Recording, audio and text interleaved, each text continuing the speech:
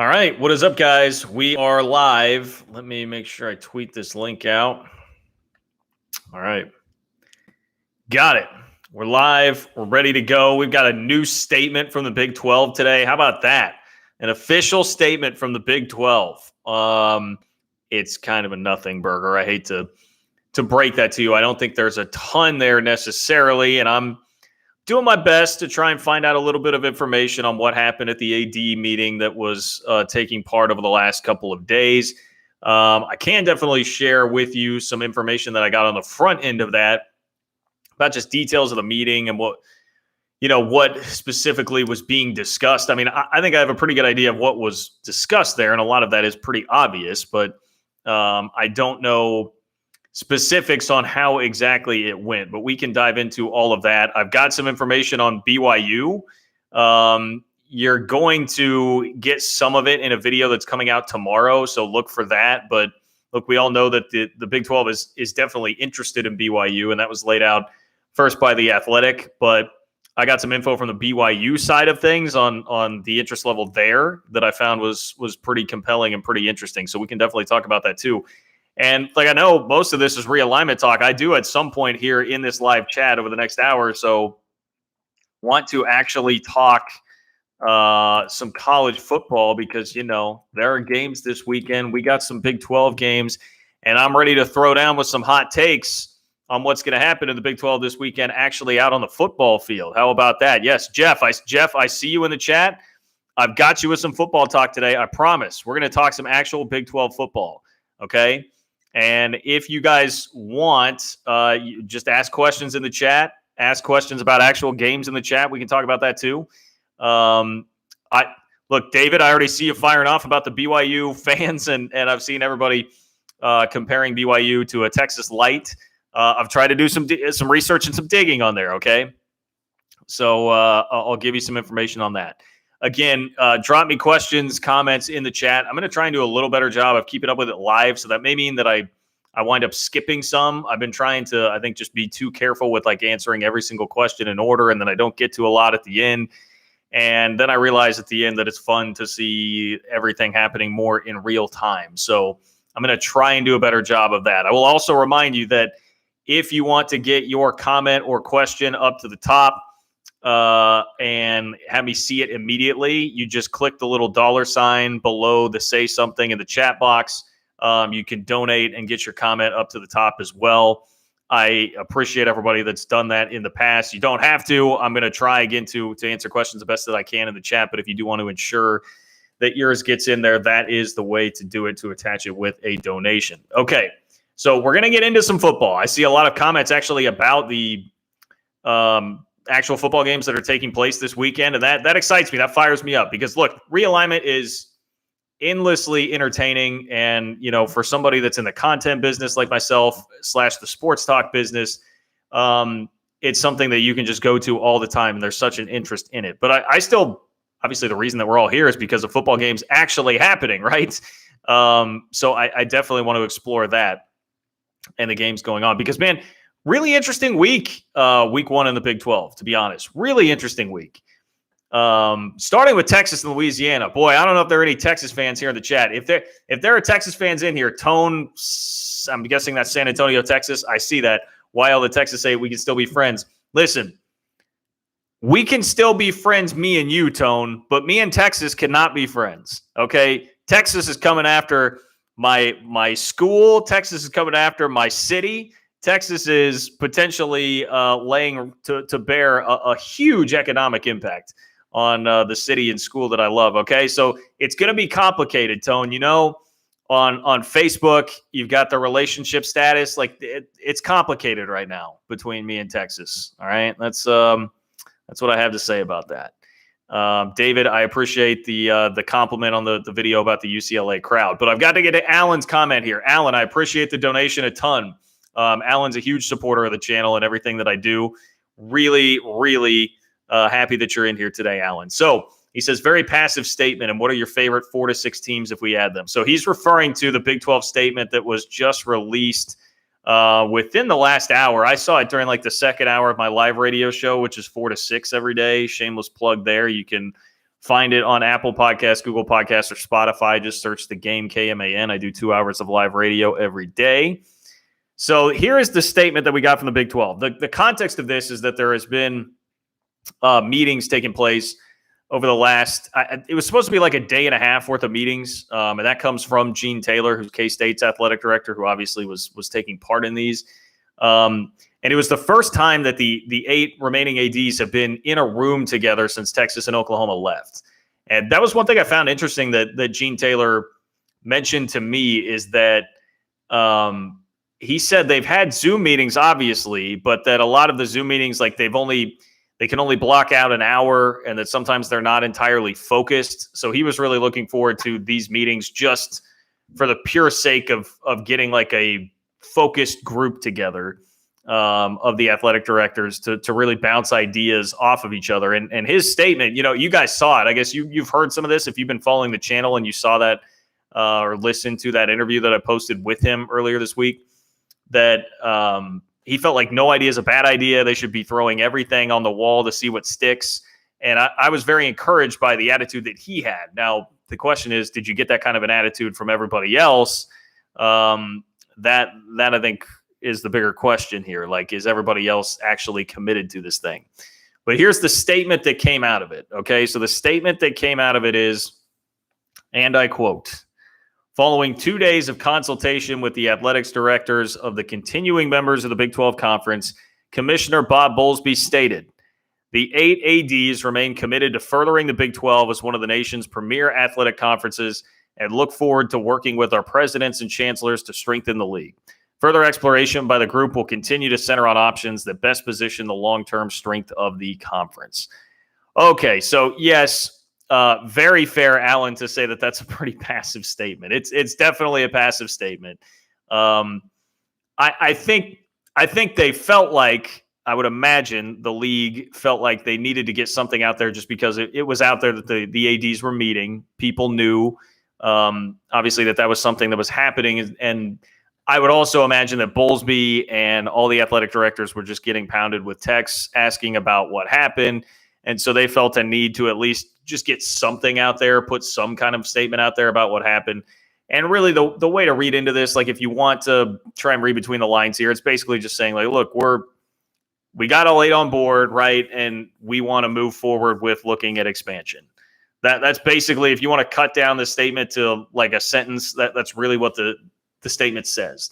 The problem with that is, I mean, of course you're going to say that. You're not going to come out of that meeting and be like, well, we felt like we had 6.5 ADs really on board. And then, we're working on Kansas and Oklahoma State.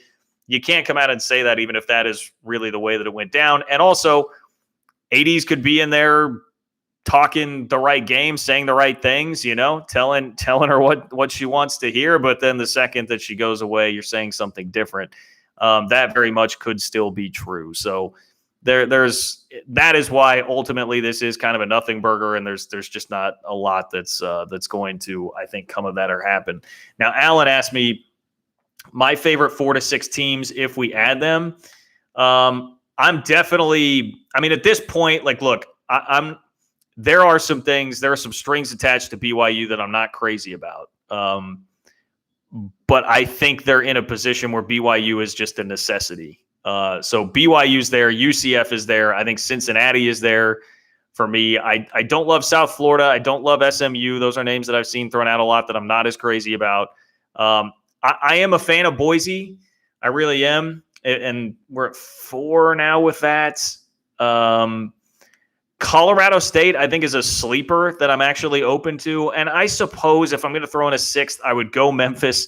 I think Memphis has a lot to offer, and I just have to fight my biases there because of my bad experiences at the Liberty Bowl. I'm sorry. I feel like I mentioned that every single video, man.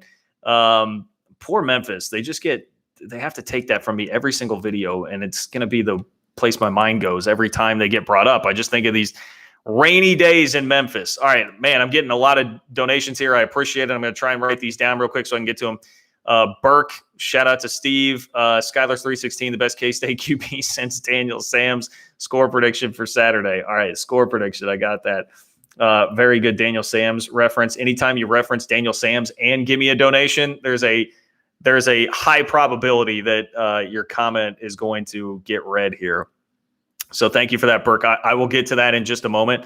Make sure I get to James here. The problem is these comments like go away. The more money you give, like the longer they stay up on the screen. I have to like jot these down real quick or I'm going to get a little bit buried. So James, Big 12 Plus, does having a streaming service add value?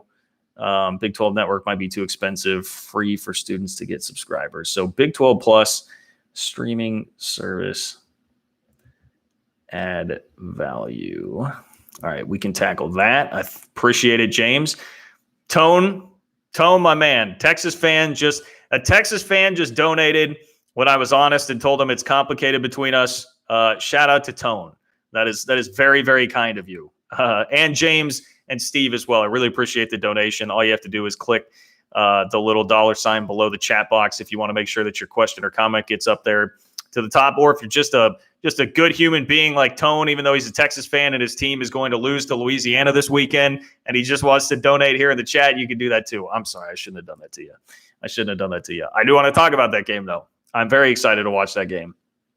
Okay, so we'll start with Steve, who came in with the Skylar 316. So K-State's quarterback is Skylar Thompson. We started a little bit on the radio show going Skylar 316, like the Austin 316. We were just excited that Skylar Thompson was finally freed up and able to play because he was stuck in this dumb quarterback battle at the end of Bill Snyder 2.0 there before Chris Kleiman came in.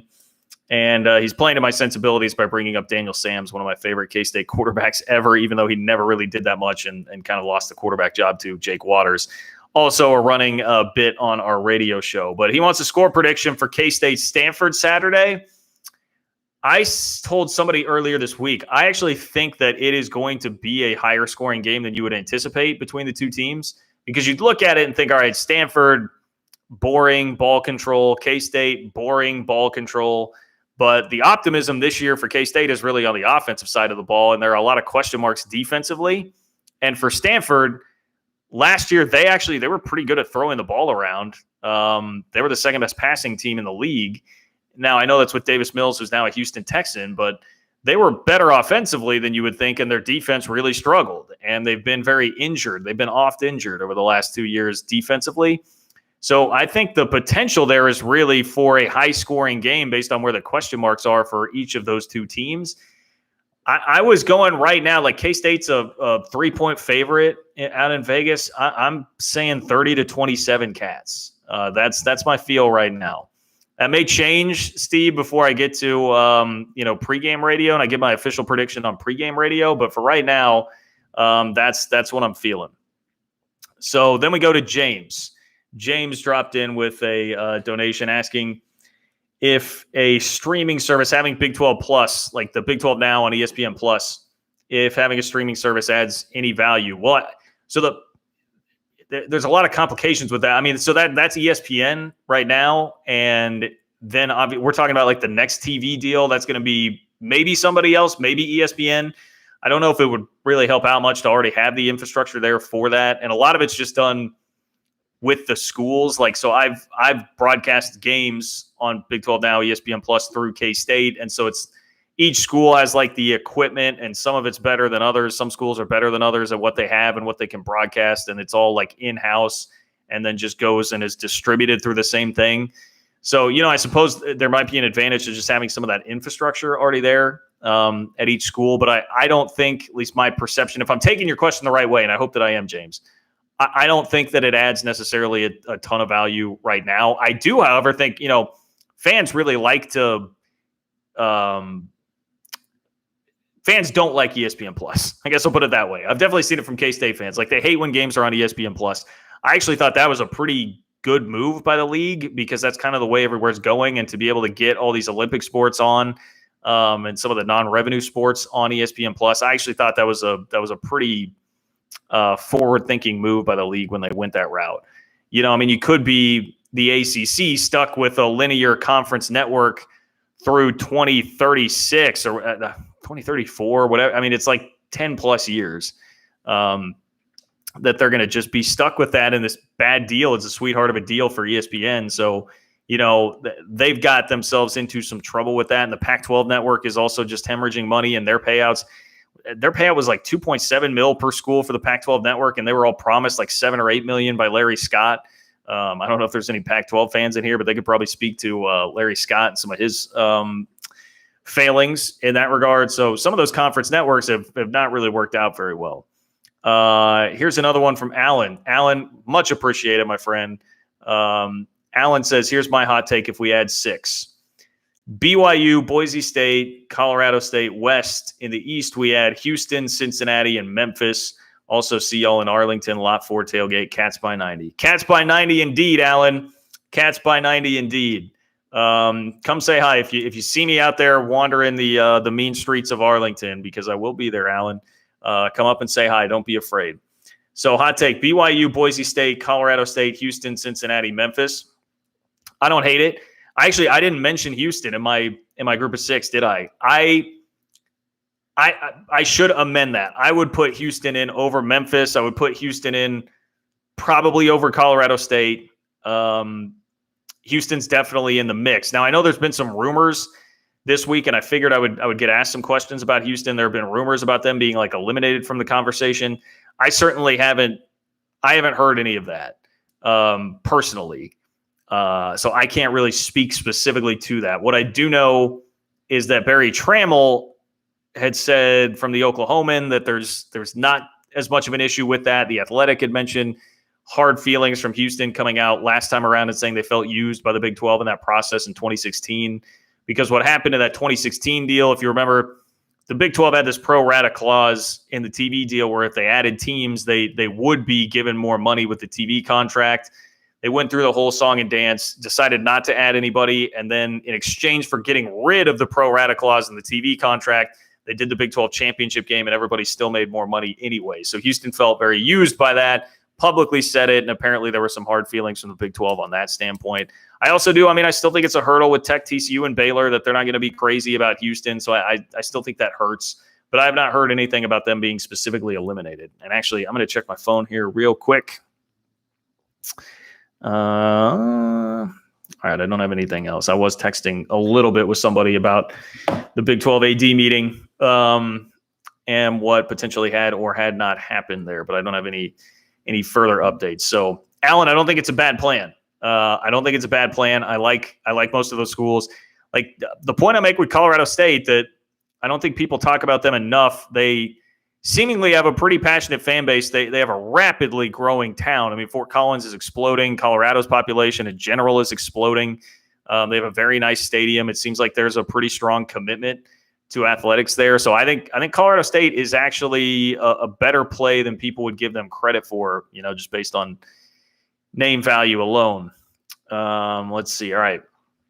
So again, if you Robbie, I didn't even see that the first time. Robbie, I'm sorry I missed it that you donated. Really appreciate that. If you want to donate and get your question up to the top, it is the $ below the chat box. Let's get to some more questions here. You can also just leave your questions or comments in here. I'm trying to do this a little more in real time. Oh, Robbie was tired of expansion talk. Bring on football. All right, we're going to try and weave it in. We're going to try and weave it in today here, Robbie, as I've done a little bit of already. Troy, BYU is a no-brainer. Yeah, I think, look, the fact that they're actually going to add something of value to your TV contract makes them a no-brainer pretty much no matter what. I mean, I think that is the reality. Steve, what a nothing burger. Such a good decision for Mizzou to leave years ago. Yeah, Steve, if you're a Mizzou fan, I always argue with people around Big 12 country. Like, it seemed like there were a lot of fans in the remaining teams in the Big 12 that were like upset with Missouri for leaving. And I understand it to a certain extent, but at the same time, like, especially within the K-State fan base, at least I can speak for that. It's like, look, if K-State had options, if the Big 10 and the SEC were on the table 10 years ago, I would have expected K-State to listen and ultimately probably pull the trigger too. I think a lot of people in that position would have done the same thing. So that's really my thought process on that. Now, if you're going to be Mizzou and turn around and, the sentiment that I've seen expressed from some is like, oh, well, look, you guys we tried to warn you 10 years ago when we left. Well, some of us didn't really have options to leave. What was K-State going to do? What was Baylor going to do 10 years ago? There weren't really options there. So Mizzou got out. You hit it right. and a couple of media markets in St. Louis and Kansas City that were close by that worked out really well, that was a big emphasis. That was something that people really wanted to capitalize on 10 years ago when it was more about TV markets. And, hey, worked out for you. Although, I guess worked out can be debated based on how much you feel like you're actually getting accomplished in the SEC. But Eli Drinkwitz, I've been wrong about that guy. He's a little bit of a punk on the podium at SEC Media Days, but I can't argue with the way he's recruiting. And he certainly showed some signs of life in year one on the field. So it seems like you're in pretty good hands there. Sure, that's what everybody's here for, my breakdown of Mizzou football, right?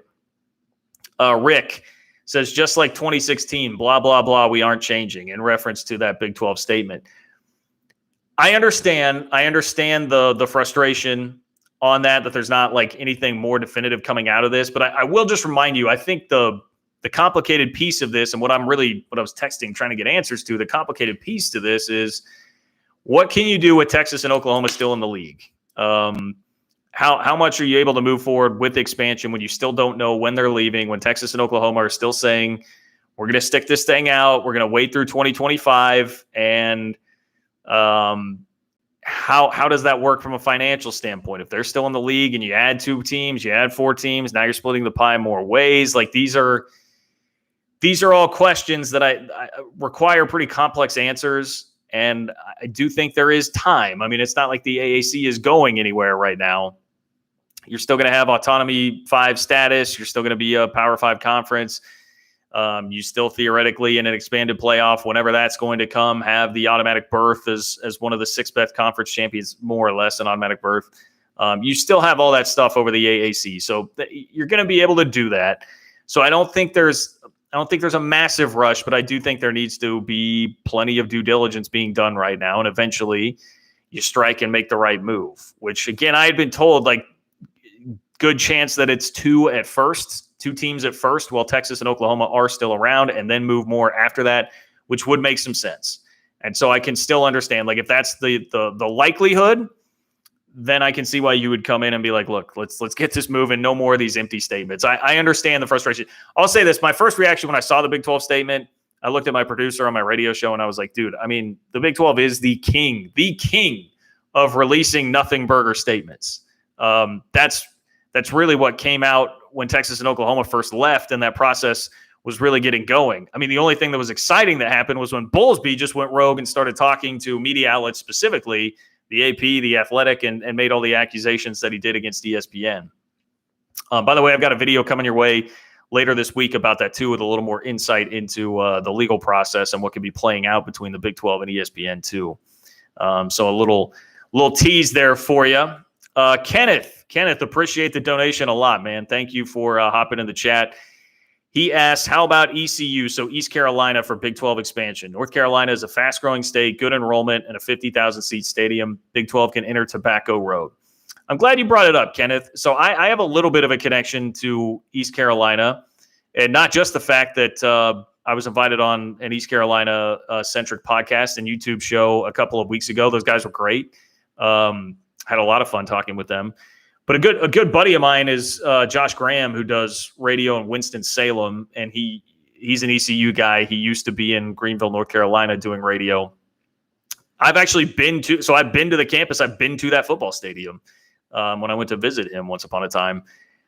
I know that, like, the pitch from the guys on the podcast was kind of like, hey, before, now they were just referencing it, and maybe you have more insight here, Kenneth. They were just referencing it as before bad decisions, which I took to mean, like, I don't know if that's coaching hires, whatever. Before bad decisions were made for ECU football, they really were blossoming, and they've just hit a rough patch here actually on the football field.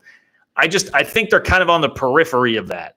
I think the problem, I think you can sell me on some of that, and there being some potential there, but I think it takes, like, if the Big 12 goes full Pete Thamel and wants to do 8 and add 8 teams and go to 16, like, I think they could be in the conversation. I just think there's enough left to be desired there right now with, like, okay, what exactly is that football program? How convinced are we that they're going to be able to win at a consistent level? And admittedly, I'm not familiar enough with the totality of their football history to be able to really speak to that. But I don't know that I've seen enough potential in it right now to be like, that's one that needs to be in. they can, and they applied and were involved in that process in 2016. I think they belong at least in the discussion there. And if the Big 12 is going to consider schools, it's totally fair to have them in that discussion. I don't think the profile in totality is strong enough. And I don't know. I just think a Tobacco Road with basketball, right? And I don't know that that's going to add a ton to you for recruiting, whatever it is, like extending your footprint into Tobacco Road. I don't know that it's important enough for the Big 12. But that's my take. Admittedly, I'm not an expert on ECU by any stretch of the imagination, but I really appreciate the question there, Kenneth. Alan, chiming in again, my man. Alan, last question from me. Do Oklahoma and Texas still have voting rights when it comes to expansion? If they do, that's a bunch of BS. I have still not been able to get like a firm answer on that because I've heard both. So the reporting from Max Olson in The Athletic was that Texas and Oklahoma would, in fact, still have a vote in the expansion process, which would mean that you'd basically, if you want to ensure being able to expand, you would have to get 100% consensus from the 8 remaining schools because you need 8 out of 10 in the vote above 75% to be able to actually extend invitations and make that happen. That would suck, but it stands to reason. You would think if they're leaving and they've already announced that they're leaving, that there would be some kind of bylaw there that wouldn't actually work out. And I had somebody reach out immediately after that story and say, no, Texas and Oklahoma actually would not. But I've not been able to get like a real firm official source to tell me one way or the other on that. So I don't know. And maybe some of that was being discussed at the AD meeting that was happening this week. That very well could be. G. Thomas Holland comes in with a donation. Appreciate that. If you want to join these guys and get your comment in up at the top, just click the donation button in the chat box, the little $ below the say something. G. Thomas Holland, which Big 12 school leaves first, KU, West Virginia, or Oklahoma State? Well, my answer right now would be neither, because I don't think an offer is coming right now for any of those 3 schools unless the climate changes. And by climate, I really mean unless another domino were to fall. And I've been pretty firm in that stance from the word go. And that comes from not just my own opinion, not just looking at the landscape, but also just what people will tell you behind the scenes. I don't think there is, I understand KU in the Big Ten. I understand West Virginia in the ACC. I understand like Oklahoma State in the Pac-12 or maybe the SEC, whatever it is.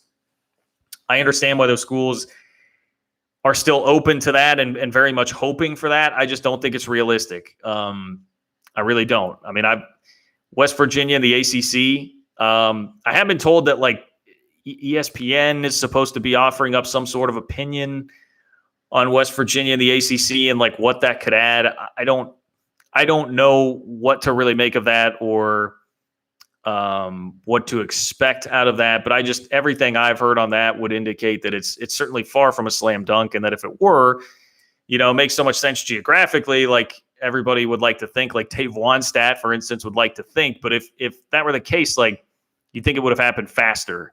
You'd think that would have been more of a no-brainer, or honestly, you'd think that would have happened before West Virginia joined the Big 12. So I just think there's something would have to change there if that were really going to go down.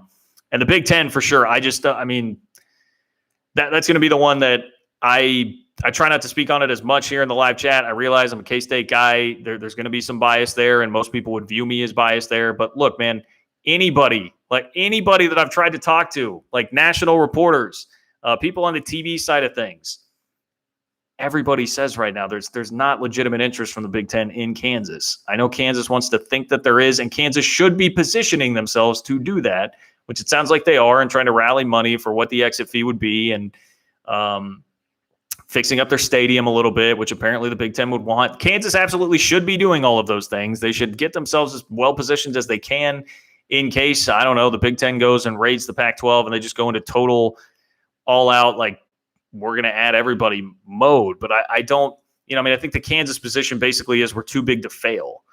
I mean, that's kind of the vibe that I get from them. Like, Kansas basketball is too big to fail. We are mighty Kansas. I was trying to do an imitation of their PA guy. He's pretty good, honestly. Like, he's pretty good, and he kind of embodies some of the earned arrogance that basketball program has. I feel like it all fits very well. But I just don't see that being the case. I don't think they are too big to fail. UConn has won a national championship more recently in basketball, and that did not help them stick around in a conference. I also don't think it's the end of the world for Kansas. I think their basketball program can survive and be just fine in a diminished Big 12. I don't think it would take too much of a hit at all. But yeah, long story short, G. Thomas Holland, like, I just don't see any of that happening right now. So I think my answer is going to be neither. Appreciate all of you guys. Donations coming in strong tonight. You guys are awesome. Thank you for coming in here. This is J&J Outlaw Sports, who I know has always been an active part of these chats. Thank you, J&J, for hanging out here once again. What if now the Big 12 turned the tables and raided the Pac-12? That little alliance can't protect the Pac from that. Arizona, Arizona State, Utah, and Colorado are unhappy. All right, I like where this is going, and I got a question about this too on the initial post that I made where I announced that I was going live tonight, asking about Arizona and Arizona State. So I can address all of that here. You should be calling, worth a call, right?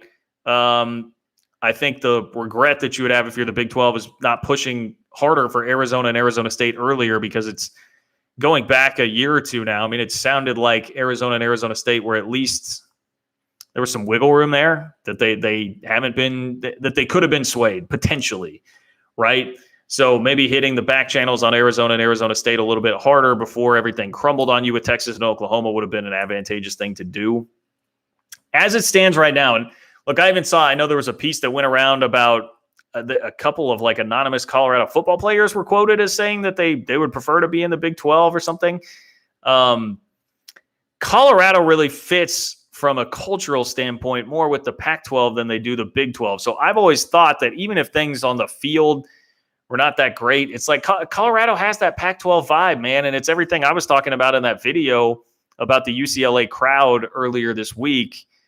There are so many other things to do in Boulder and surrounding areas. And I don't blame them for having other interests outside of college football, because Boulder is one of my absolute favorite cities on the planet. It's incredible. And if I lived there, I would be doing all sorts of things other than just paying attention to college football.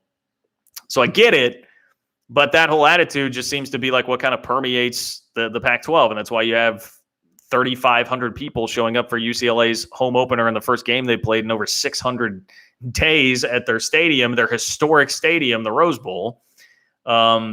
So I don't know. I mean, I know that there have been some rumors floated out there that they may not be the happiest in the world, but I still just have a hard time seeing that they would want to leave for a league that they know from firsthand experiences has been pretty unstable over the last year and would be taking that pay cut. Because even if let's say the Pac-12 is paying out about $32 million a year right now, even if their next TV deal, which is going to be negotiated within the next 18 months, even if the next TV deal goes down a little bit, you're still talking about probably $10, $12, $15 million more than what the Big 12 plus 4, plus 5, whatever that payout would be. Even if Colorado were to come, I mean, I think that helps you out a little bit with the TV value, but it's not going to make up that sort of difference. So you're trading a little bit of stability. Now, I don't think the Pac-12 is stable by any stretch of the imagination, but you're trading a little bit of the stability for less stability and less money long-term. So you can say you're unhappy, but it's, that's kind of like you can be married and say that you're unhappy, but it's a totally different thing to actually like pull the trigger and cheat, right? That's a different kind of threshold to hit. I don't know that I would see Colorado actually getting to that point. And Arizona and Arizona State, maybe I'd make the call, but so much of this just comes down to finances. If you're the Big 12 and people that complain about the Big 12 not being aggressive enough, that's where you should be aggressive. Like, try it for sure. No holds barred. Pac-12 left you out of the alliance, left you at the altar after the 6-hour meeting with Bob Bowlesby. Go try it. I just would have my doubts that it would really work because of the finances. Joseph, thank you, my man, for the donation. Really appreciate that. Shout out to Joseph coming in there with a donation. Jeffrey also with a donation. And says, let's see, Texas is the modern day Typhoid Mary. Whatever and wherever Texas goes, poop follow. Okay, Typhoid Mary. What? I'm gonna have to Google this real quick. Give me a second here. Anybody have anything on Typhoid Mary? Mary Mallon, also known as Typhoid Mary. Irish-born cook believed to have infected 53 people with typhoid fever, 3 of whom died. Oh, wow. Okay. All right. Well, there's a little history lesson for me today. Thank you for that, Jeffrey. Tone, if you're still out there, if you're still in this, Tone, I don't know how you feel about your school being called Typhoid Mary, but that did just happen to the Tone of paid $5 to do it. And look, I'm not going to stop anybody from donating to get Texas jabs in here. All right, that's just that's going to be the it's going to be the lay of the land. That's going to be the rule here. How do you Texas fans feel about Hudson Card? Can I mix in a little bit of football talk here? Hudson Card won the starting job at Texas, which I was not surprised to see because going back to Big 12 Media Days in Arlington, I talked to a couple of Texas media folks there. And I was surprised because at that point, look, I saw Casey Thompson play K-State some at the end of the year. He obviously looked great in the bowl game. And I was just thinking, all right, of course, it's going to be Casey Thompson. But they were telling me, no, it's probably going to be Hudson Card. Like they're going to look toward the future there with Card. I don't know, man. You're playing a completely inexperienced quarterback against Louisiana, number 23 team in the country, a team that punked Iowa State at the beginning of last year. New coach, new quarterback, lost Dellinger. Whew, you better watch out, Texas. You better watch out, Longhorns. That's what I got to say about that week 1 game, man. I was honestly a bit surprised. I've seen the number at like 8.5 for Texas in week 1. Surprises me. I would think that'd be more down closer to like 5 or 6. So I'm tempted. I'm tempted to go put some money on Louisiana if I actually had the stones to do that. Here's the thing about me. I fancy myself like I very much want to get into gambling on college football, but I only tried it once. It was the 2015 season. I took I was making like no money. Broadcast jobs did not pay very well, which again, very much appreciate the donations, all of you guys. And, so I'm making no money. I threw like $100 in and I was hot for like the first 2 weeks of the season. I got up to like $300. And then by like week 5, it was all gone. And I was just like, well, I'm probably out on this. I just don't trust myself. I think I'm really smart when it comes to college football. And so it's easy to like get yourself in trouble that way. I don't know. I've got all kinds of friends that do it. I could even, my group chat's been going crazy with picks. A lot of people apparently really like San Jose State. Speaking of Pac-12 games, I believe they're playing USC, right? San Jose State is like plus 14. And then UCLA. I forget what the number is there with their game against LSU, but a lot of people like in UCLA. LSU obviously is having to deal with a lot with the hurricane and stuff that's going on around there. So anyway, there's a little bit of football talk. Okay, so Brian brings up something in the chat here. And again, if you want to get your comment up to the top, just donate. Click the money button underneath the chat box. Brian says, please not BYU. Way too many strings. I have a video coming out with a BYU beat writer tomorrow who had some very, very interesting things to say. I'm not going to spoil too much of it, but I'll just say between he and some other BYU folks I've talked to and just doing some reading, there are strings. Don't get me wrong. There are strings. And I don't love the LGBTQ stuff and the advocacy groups coming out in 2016, I think made some very good points. And I know I'm walking a fine line here on this front. Like that makes me uneasy. I also think it's going to be tricky. It's going to be tricky to manage non-revenue sports if you can't play on Sunday. And that is something that is non-negotiable for BYU, right? So that in essence is always going to be something that's a string. But they add TV value. Unfortunately, Brian, we're not in a position to be choosy. My mother used to always tell me, beggars can't be choosers. I remember hearing that so many times that I would get mad about what it is what we were going to have for dinner. I couldn't go to the restaurant I wanted to. Is beggars can't be choosers. You don't have the money to go pay for it on your own. Deal with it. I think that's the position that the Big 12 is really in right now. Like beggars can't be choosers. You want a league, you want something to continue. You need that TV value with BYU.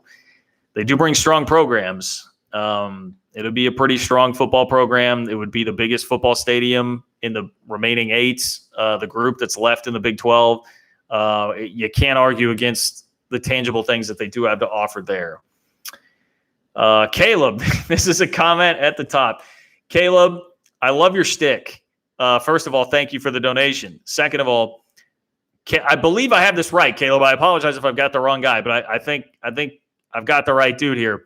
In the beginning, especially when I was really getting this thing going, would ask for people to like and comment, and I still do, but I really went in on it at first, like, hey man, this really helps me out. It helps get the YouTube algorithm going and gets me more views and all of that. And so Caleb, if I do have the right guy, would come in and just be like, this is a positive comment. Like, this is a positive comment. And I would just see those like in the barrage of comments that would come every single video, maybe smile every time. So donating $5 to get this as a comment at the top, I appreciate it a ton, Caleb. You're the man. I like shtick. All right. If you want to stick to a shtick here on the channel or in the chat or whatever, I like it. There's a better chance of me reacting to it that way. I'm a big fan. Big fan. We're still in a lot of. All right, Mike says Liberty Bowl Stadium has been heavily updated over the last several years, including the top locker room in the country. It's now a really nice place to watch a game. Tiger Lane rivals the Grove. I would be interested to see what tailgating is like there, because when I've been, it's been for 2 Liberty Bowl games where K-State brought decent crowds, and one of the games was against Arkansas. It was 2015, and Arkansas brought a lot of fans too, so it was a cool atmosphere. The last time I was there, Mike, was in 2019. K-State played Navy. So if there have been significant upgrades since then I have not seen those, and it's fair to mention that has happened. Randy, hi, it's Randy. A channel on YouTube is saying Big 12 is already dead. Kansas, K-State, OSU, West Virginia, Iowa State have already left. I don't know what the channel is there. I don't think any of that's happening. I have, like, I can just tell. I texted with one source about the Big 12 AD meetings that happened here, and I got just a lot of vague generalities, but that the feeling was positive and that there were some good feelings coming out of that. So I don't think anything crazy like that is going on right now. I don't think you'd be having a meeting of all of these guys. That would be an awful lot for all those schools to be keeping that a secret and have no rumors going around in that room, and have people actually, the Big 12 coming out with a statement, as barren as it might actually be, and to have somebody telling me like, yeah, I actually felt pretty good about what happened there. I don't think you'd be going through all of that song and dance if you had like 5 or 6 schools leaving. So I just don't think that. To me seems like kind of Dave Wanstatty. I'm not trying to attack anybody's credibility, but I just don't. I don't think that's the reality here right now. Boy, nighttime. I'm gonna guess is a UCF fan here, right? Nights. Any list with USF on it and your man card gets pulled. I don't know about any man cards, but I am kind of out on South Florida, and that's even as a K-State guy, man. Jim Leavitt built that program from the ground up. That's a Bill Snyder disciple right there. Got a soft spot for their success, but UCF to me is a no-brainer, and they're in the top 2. I mean, I think BYU and UCF are 1 and 2 for me as far as expansion candidates here, and so it just seems like overkill on Florida. Seems like a very similar situation, but they just don't have quite the success that UCF does. I'm guessing there's no way USF can be as big as UCF, right? I don't think, because I know UCF is like massive. I'm going to scroll down a little bit here, trying to keep up more live with what's going on. I'm sorry if I'm missing anything here. If you want to make sure that your comment gets up to the top, go ahead and donate. Appreciate that. Zach, I missed this earlier, man. I'm sorry. Zach, third-tier media should go to Barstool. Thoughts? It's interesting. I mean, baseball, Major League Baseball had the flirtation with Barstool, right? Did that wind up ever becoming official? Major League Baseball was like talking to Barstool. Boy, you talk about another like dicey subject and things that I don't know how much you want to get in business with them. I'm not shutting it down. I would be open to it. Barstool is kind of a lightning rod.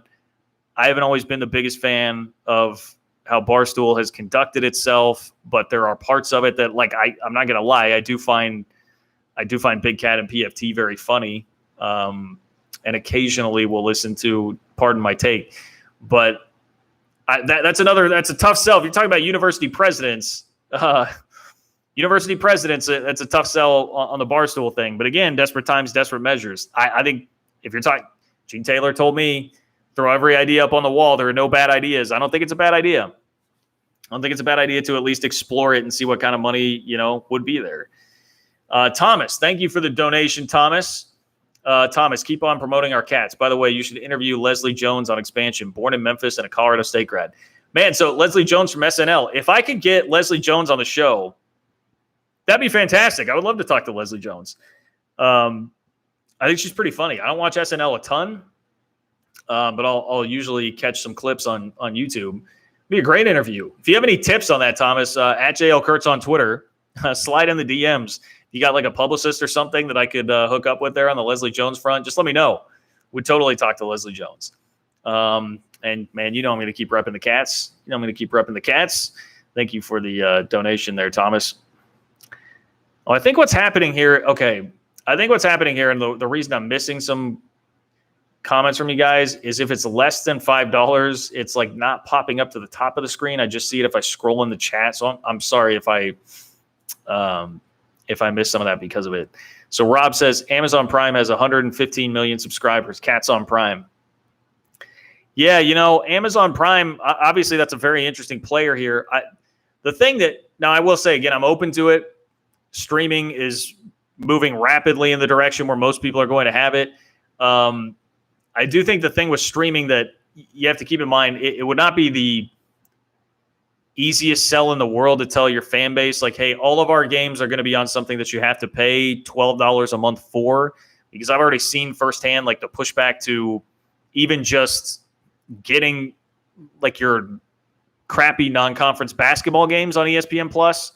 And I guess to be fair, there have been a handful of conference basketball games in Big 12 play that have been on ESPN Plus too, and like the fans hate it, and that's been $5 a month.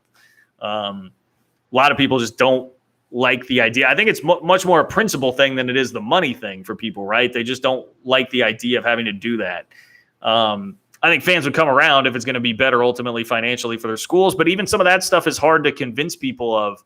Like at K-State, an example I can give you is that they've been wanting to and theoretically are going to move forward with putting in a new indoor practice facility that would take out a handful of parking spots on the east side of the stadium. And like, they need a new indoor facility very badly. The rest of the football facilities are great right now, but they do need an indoor facility pretty badly, something that can help the program long-term.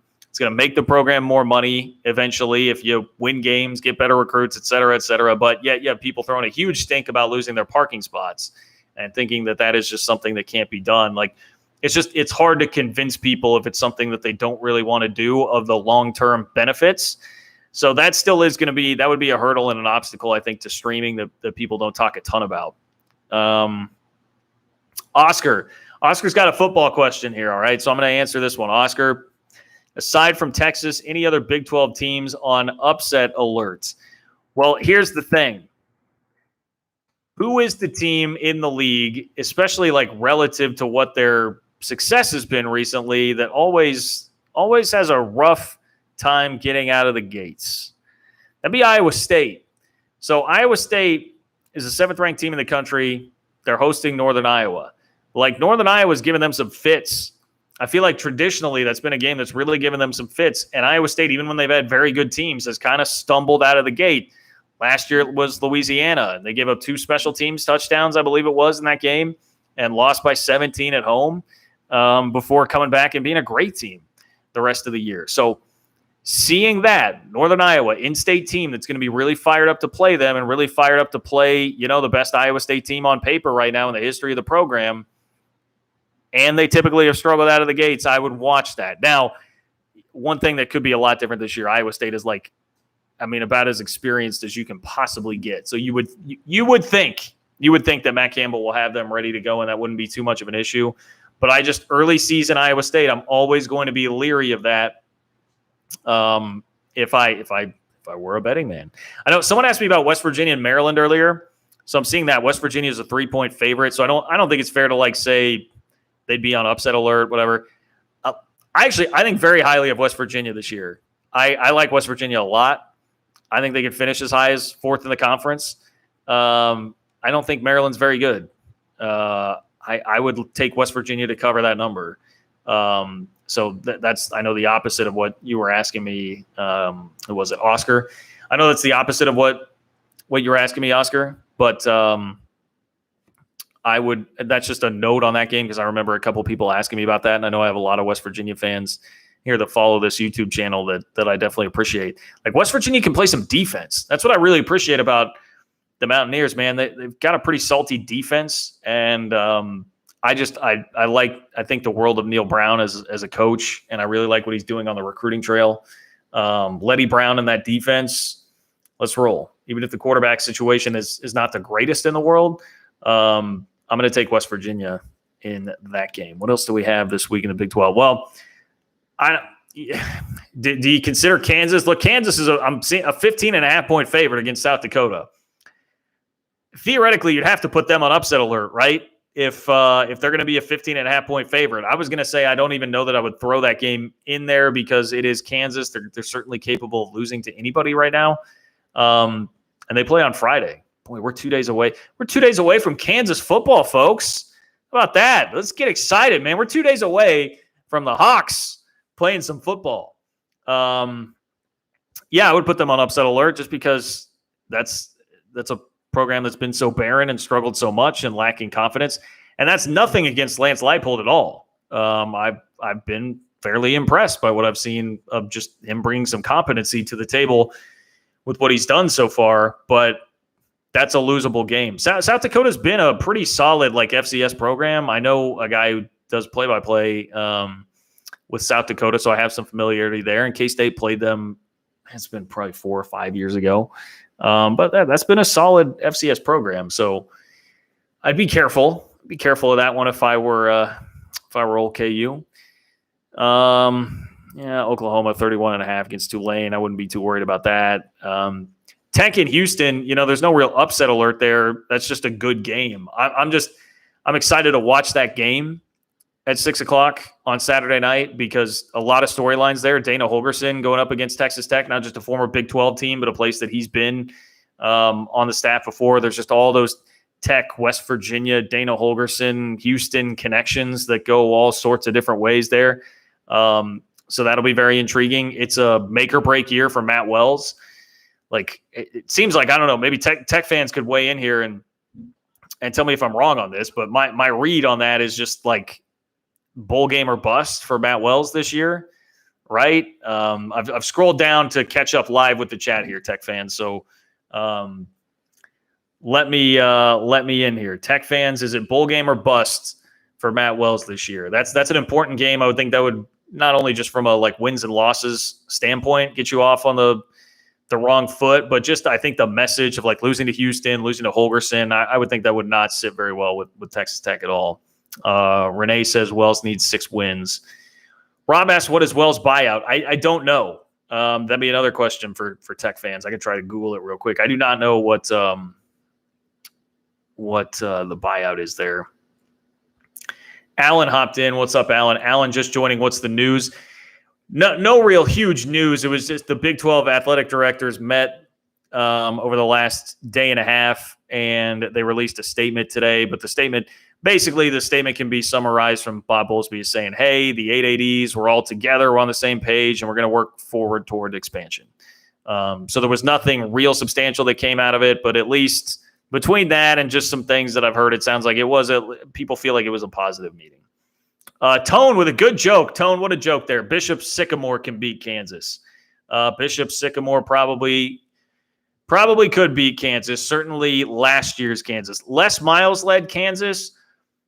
Boy, I tell you, there is no telling what they could have lost to or who they could have lost to because Les Miles, Kansas was an absolute riot. God, there's nobody in the Big 12 I miss more than Les Miles and Jeff Long. That tandem of athletic director and head coach was just marvelous.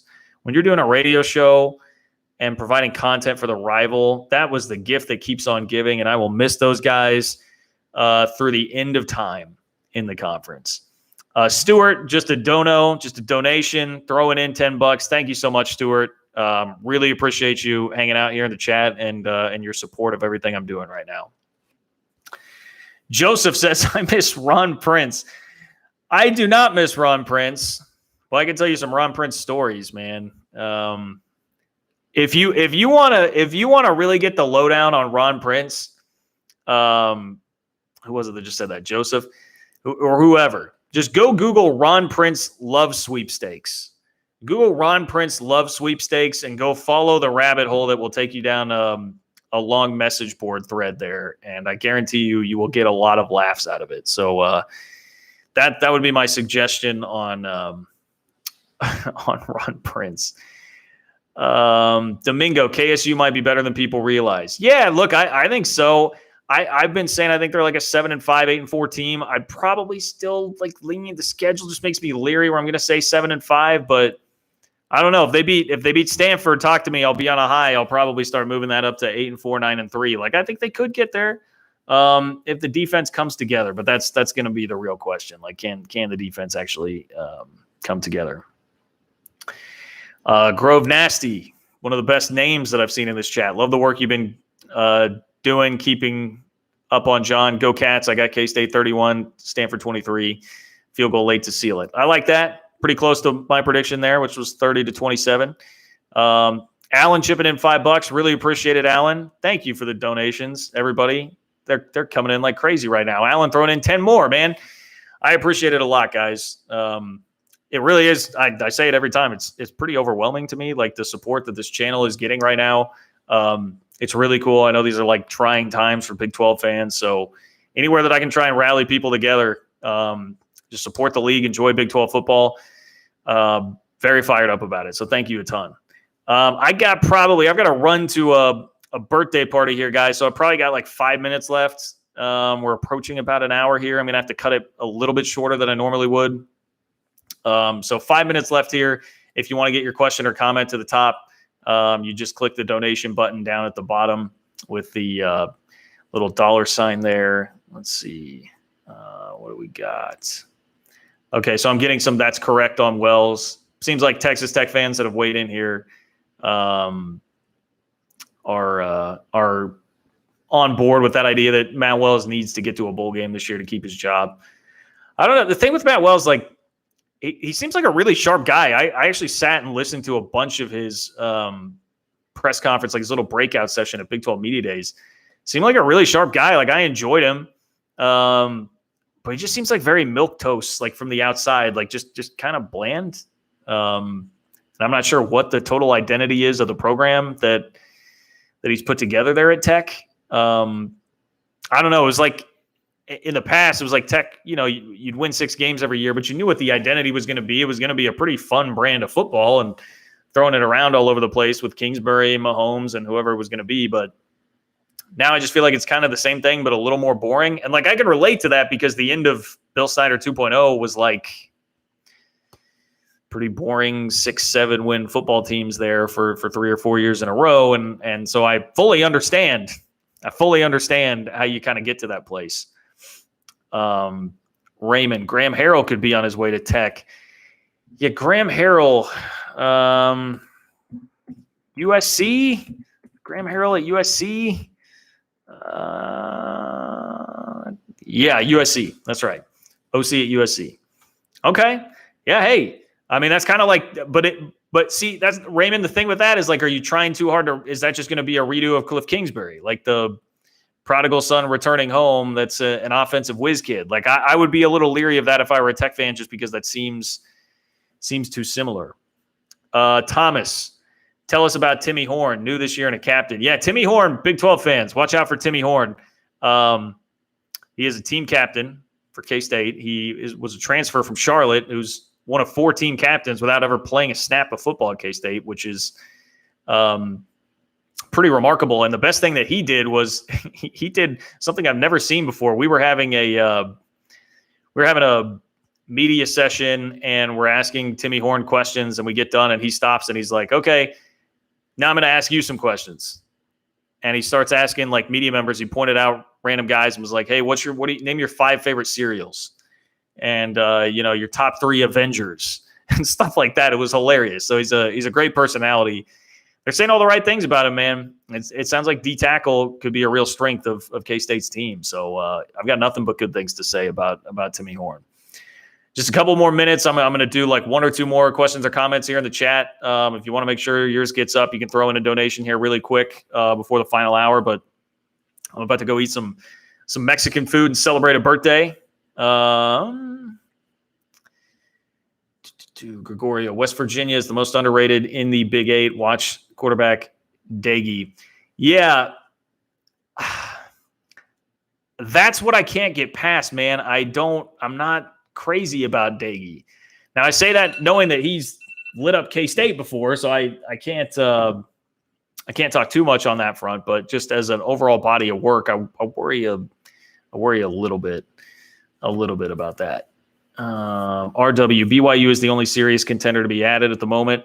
I think BYU is definitely far and away the favorite to be added right now. I think they have the strongest case of anybody by far. Zach, Sean Snyder up for any jobs? As far as I know, Sean Snyder's still doing well as the special teams coordinator at USC. Speaking of that USC staff, I don't know. Like, I'd be interested to know what Sean Snyder's like real ultimate career aspirations are. Because you would think at some point you'd have to gravitate away from special teams if you're really trying to get to being a head coach or doing something else. So I'm not sure. I have not, to answer your question, like I have not heard anything about that. I just know that it seemed like things went pretty well special teams wise for USC last year. I think they did have a pretty good special teams unit. So it seems like that part has really translated. Tone's heading out. Peace, guys. Been a great conversation. It has. Tone, it's been fun having you in here. Thank you as a Texas fan for hanging out. Robbie, good luck to the Irate 8 this season. Let's all beat UT and OU. Agreed. Let's see. If you want rapid fire picks, let me give you some rapid fire picks here, even against the spread. This is how I'm going to leave you for this weekend. Kansas minus 15.5. I'll take South Dakota to cover. I think Kansas will win. South Dakota covers. K-State minus 3 is tough. I got to push. Can I do that? Am I allowed to do that and say push? Because I've got K-State 30-27. So we're going push there with K-State Stanford. Oklahoma Tulane. I think they'll cover 31.5, man. I just think that's a game where Oklahoma is going to score 1 million points. Tulane, feel for them. This game's been moved back to Norman. Obviously, it was supposed to be played in New Orleans. Feel for them and all they're dealing with. That's a tough situation. I think Oklahoma will blitzkrieg them. I like West Virginia minus 3 against Maryland for sure.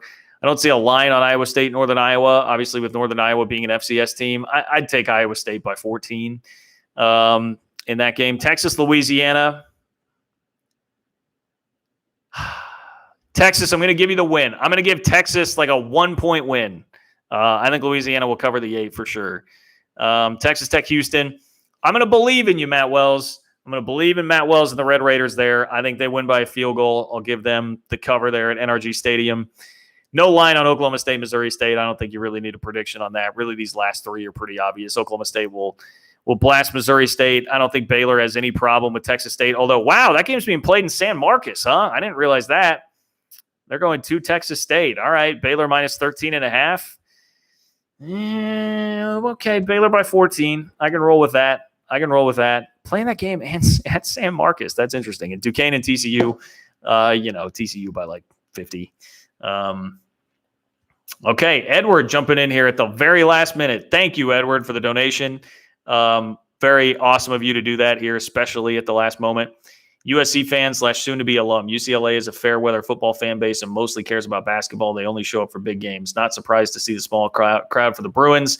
Fight on. All right, USC Trojan fan there, Edward. I hope that Sean Snyder's doing well special teams-wise for you guys. And, I'm not going to accept any talk of UCLA being a proud football fan base after that display from last weekend. So, yeah. Any picks for BYU and UCF this week? Andrew, let me remind me next time I do this, Andrew, I will give you some picks, and I will be following more BYU, UCF, all the contenders for Big 12 expansion this year because of all of this. So remind me next week, and I will try and get you some predictions there. Let me get my base. Let me watch a little BYU and UCF here this first week to try and get like a basis of knowledge built up there. I'll feel a little more confident. You guys have been awesome. Thank you for hanging out. We had some big time numbers in the chat here today. You're going to get some good stuff on the channel tomorrow. I've got a BYU video coming. I've got a video about some of the legalities between the Big 12 and ESPN and where that could be headed. All that stuff is coming. Keep tuning into the channel. You guys will see it all. And enjoy the start of football season, everybody. We made it. It's here. I love you all. Take care.